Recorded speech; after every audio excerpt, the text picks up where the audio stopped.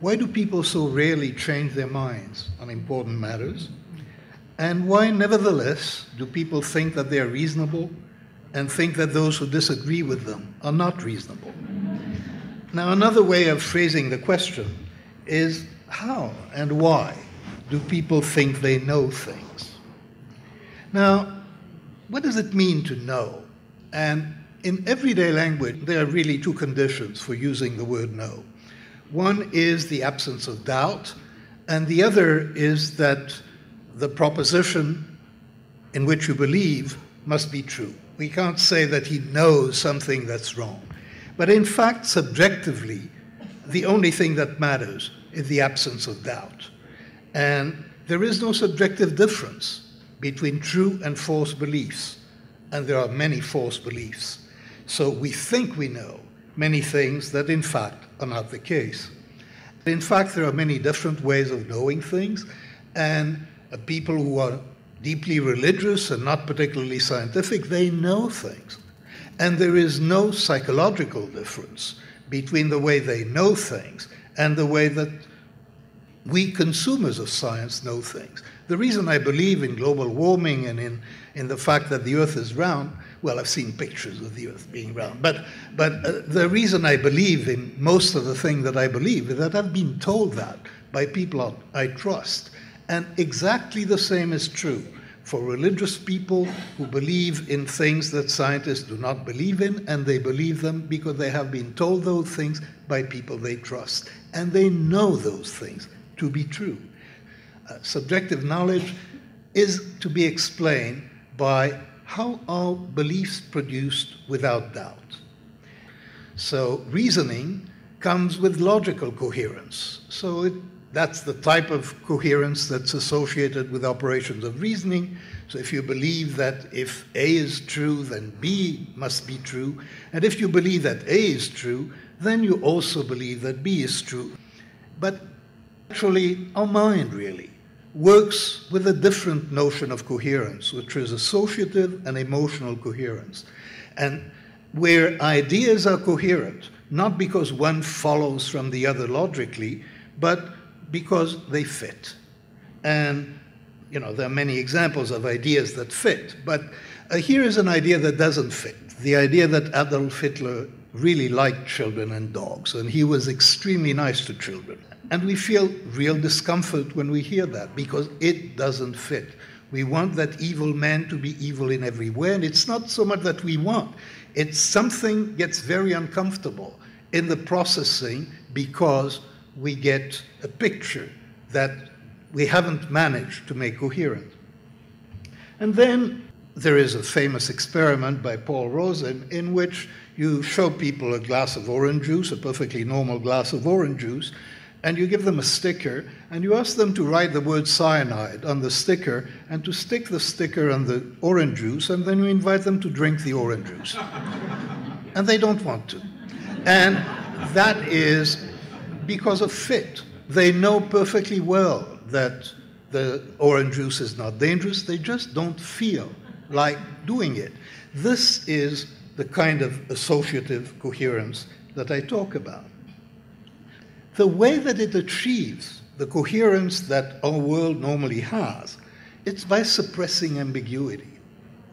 When there are ambiguous stimuli are presented, we tend to perceive one interpretation and not to perceive another. This is called priming. And we become conscious of only one interpretation. It is chosen automatically, but it is chosen intelligently in context.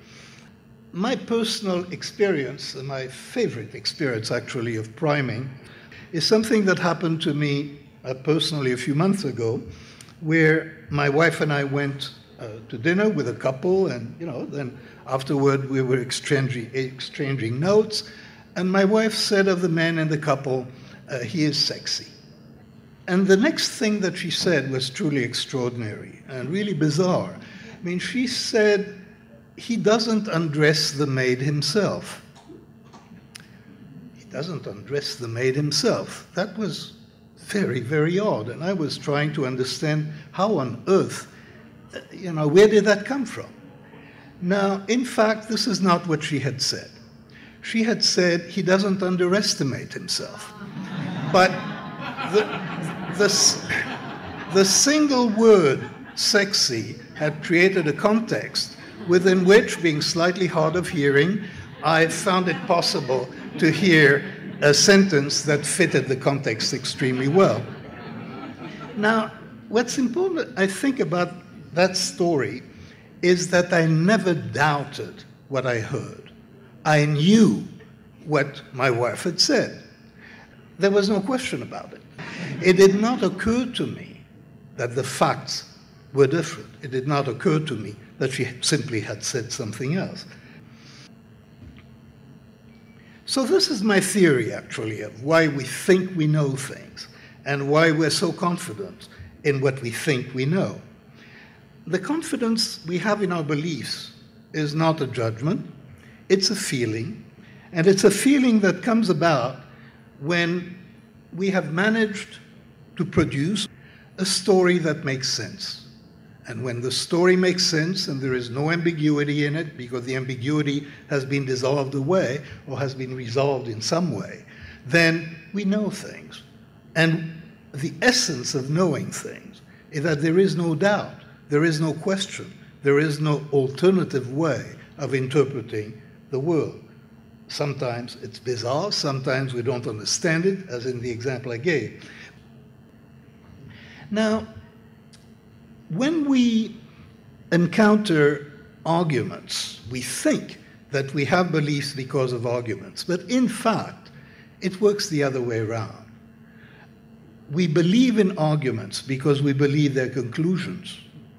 That is, the beliefs and the opinions come first, and then we believe in arguments that are psychologically coherent or cohesive with the conclusions we believe in. Here is an experiment that demonstrates that.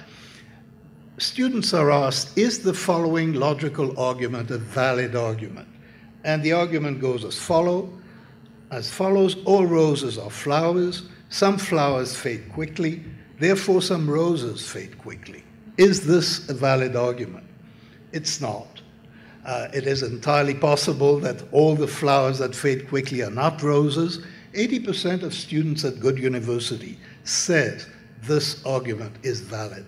And the reason that they say the argument is valid is because the conclusion is true.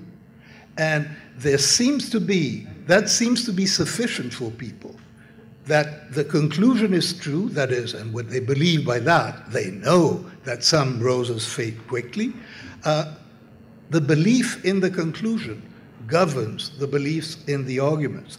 So this seems to be the key. There is a critical lesson from this, that people generally reason backward. When we believe in a conclusion, we believe in the argument. It sounds like an inference, but it really is not an inference. We are much less reasonable than we feel we are. We have beliefs and we have reasons, but we do not believe what we believe primarily because of the reasons that come to our mind. We believe what we believe primarily because actually we have been told to believe these things by people that we believe and trust. And that realization is actually quite difficult because subjectively that's not the way it feels. Subjectively we feel we have good reasons for our beliefs, and other people who do not accept our beliefs are unreasonable. And we think other people are wrong. But in fact there is in all of us that machinery, that psychological machinery, which operates to remove doubt and operates to give us the sense that we know things even when we don't.